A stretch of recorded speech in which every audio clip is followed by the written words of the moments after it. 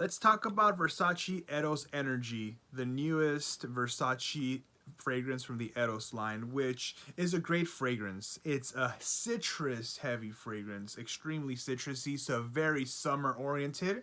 It also has a slight tobacco background to it as well. So as the citrus starts to dry down, you can get some of that tobacco in the background, right? Some of that muskiness that the tobacco has.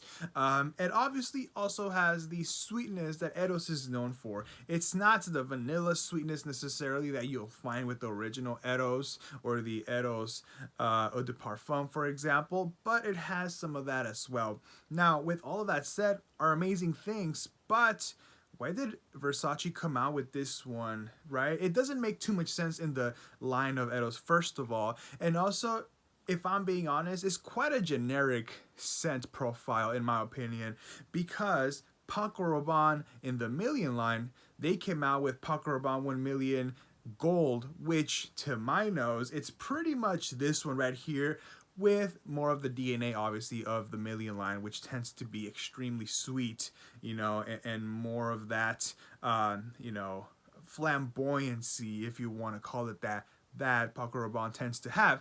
But they're basically interchangeable in my opinion. So if you get Versace Eros Energy, you don't really need to get Paco Rabanne Million Gold. And if you get the gold, you don't need to get this one in my opinion. With that said, I do think it's a great fragrance, very fresh, very summer, like I mentioned. Not very offensive or, very loud per se. So I think it's a good office fragrance. You could definitely use it there, use it, on a day-to-day basis. But is it something that's groundbreaking or extraordinary? It's not. But even with that said, Versace Eros Energy, I would say it's good. But what do you think? Have you gotten it? Have you smelled it? What do you think about it? What was Versace thinking with this one? Let me know.